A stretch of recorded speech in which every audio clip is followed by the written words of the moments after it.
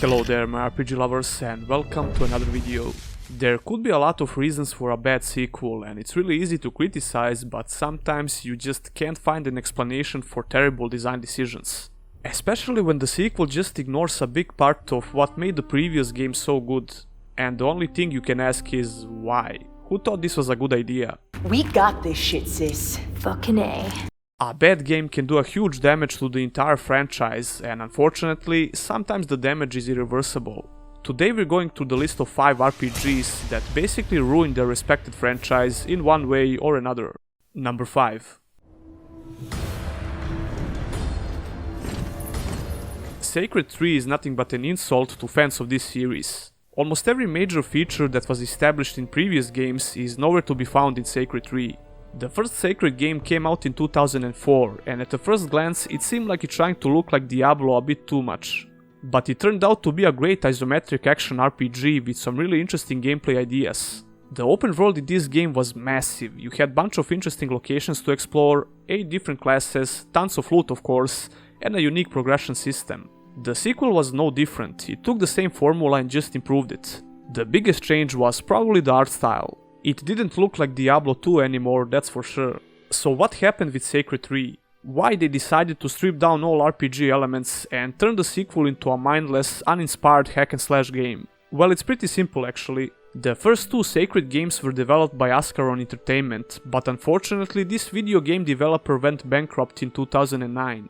The company called Calypso Media purchased a lot of assets from Ascaron Entertainment, but Sacred IP was bought by Deep Silver. Since Deep Silver is just a game publisher, they needed an actual game developer to work on Sacred 3, so they hired 2 studios called Keen Games and Kaiko Games. It seems like these guys didn't understand what Sacred games were all about, but they probably don't deserve all the blame. We can't claim anything for sure, but there is no way that Deep Silver was not involved in development of this game. Actually, one of the developers who worked on Sacred 3 posted an apology on Steam only 4 days after the game released. I've read a lot of hate against my former employer Keen Games that they destroyed the franchise on purpose. All I can say is that you should not overestimate the power of a developer in a work-for-hire constellation with a big publisher. He also gave away 1 free key for the game and said he was sorry for the die-hard Sacred fans. Whatever the case might be, Sacred 3 was the final nail in the coffin for this franchise. Ever since 2014 we didn't hear anything about this series.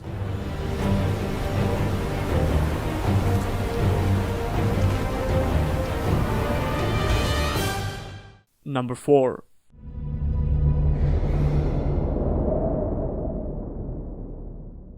Dungeon Siege 3 was developed by none other than Obsidian Entertainment. But I think they would rather forget they had anything to do with the downfall of this series. Dungeon Siege 3 was not a bad game, but it was not particularly good either. Just like the Sacred 3, it stripped down a lot of features from previous games in the series. The goal was to create a more focused experience with better storytelling and combat, which could have been great if their plan actually worked. The combat was decent, but not good enough to carry the whole game. One of the major issues when it comes to the first Dungeon Siege game was definitely the combat. To put it simply, the game can basically play itself after a while. This problem was addressed in the sequel. Dungeon Siege 2 required much more interaction and strategy in fights, but you were still controlling up to 6 party members at once. Well, 4 actually, but you could purchase 2 more character slots from innkeepers, and you could customize the characters you're making in the beginning of the game. Dungeon Siege 3 had 4 pre-made characters to play with, and you could only bring 1 companion with you. For most people, it just didn't feel like a Dungeon Siege game. The progression and customization was also really weak, which is a huge issue in the game of this type. Not to mention the awful controls on PC, it looked and played like a bad console port. The first 2 Dungeon Siege games were not developed by Obsidian Entertainment. The original developer of this franchise was Gas Powered Games, but unfortunately this studio was closed in 2018. In 2010, Square Enix announced that they acquired all the rights for Dungeon Siege IP and that Obsidian is working on the sequel. This came out of nowhere, but many people thought that Obsidian is probably one of the best studios that you can hire to do this job. What happened next was history, and we can only hope that one day this great franchise will rise from its grave somehow.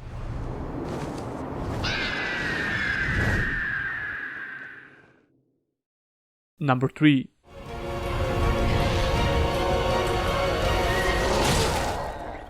I'm going to cheat a little bit here because I don't think that Two Worlds 2 actually destroyed this franchise. The latest DLC called Shattered Embrace is probably the final nail in the coffin for this series, and I did a whole video about this abomination.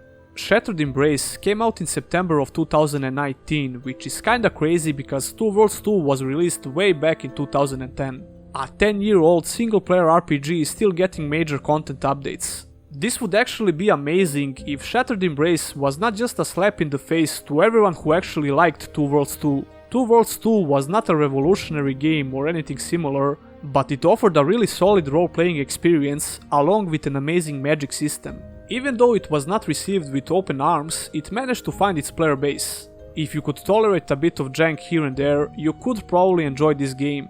But Shattered Embrace is nothing but a quick cash grab, and there is a strong reason why I believe that it's a final nail in the coffin for this franchise.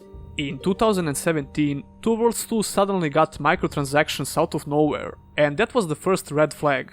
Something definitely wasn't right because Reality Pump, the developer of this franchise, probably wouldn't allow this. But when the publisher Topware Interactive acquired Reality Pump in 2015, things started to go downhill. A huge chunk of this development team left and joined CD Projekt Red. Since then, we got to see another game from Reality Pump called Raven's Cry, and it was pretty bad. It was later re-released under the name of Vendetta: Curse of Raven's Cry, but even that version was filled with bugs. When it became obvious that this game failed, they shifted their focus on Two Worlds 2 again. I think it's pretty obvious that Topware Interactive doesn't know what to do with this franchise. If by some miracle they managed to release Two Worlds 3 in a half-decent state, I would be really surprised. Number 2.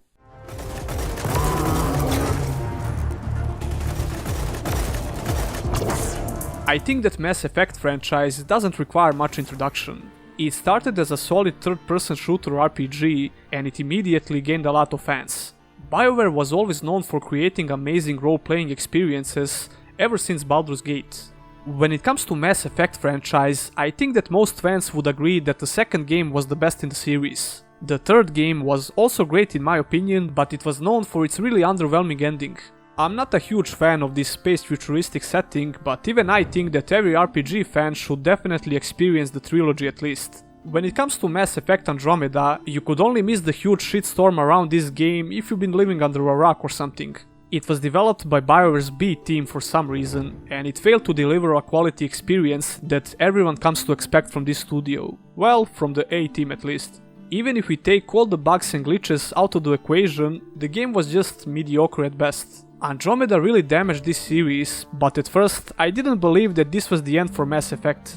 BioWare is just not the same company anymore, which became really obvious after the release of Anthem. And we're probably not going to see another Mass Effect game for a long time, if at all. Folk who got kicked off the station with nothing to show for it. All I see is the trail of bodies they left behind. Number 1.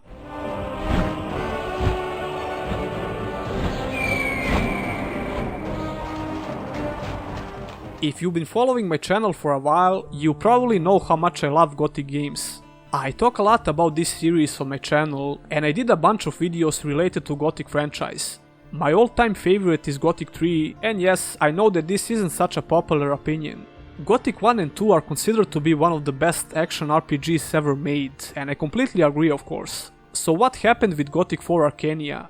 Objectively, this was a pretty decent game by itself, but it was a terrible Gothic game. It functions like a linear action-adventure game, and it was really obvious that it wasn't made by the original developers. After Piranha Bytes finished working on Gothic 3, they sold the license for this IP to Joe Wood, but not permanently. Joe Wood was the publisher for this series, and most people were blaming them for the buggy state of Gothic 3 at launch. Supposedly, they pushed the developers to release the game, even though it was obvious that it wasn't ready. When they acquired the license for Gothic IP, they hired a studio called Spellbound Entertainment to work on Gothic 4. I feel like I'm repeating myself constantly in this video because the reason why these games failed is almost the same. The publisher acquires the license for game's IP, hires another studio, and everything goes downhill. Anyway, Spellbound Entertainment created a solid game, but like I said, it had nothing to do with Gothic, even though it used its setting and characters. When the license for Gothic's IP went back to Piranha Bytes, Gothic 4 Arcania was renamed to Arcania only, but the damage to Gothic's IP has already been done. Even though Piranha Bytes got the license back, there is a very small chance that we're ever going to see another Gothic game. That would conclude the list. Which RPG destroyed the franchise in your opinion? Leave a comment down below. If you like this video, press the thumbs up button and subscribe for more RPG content.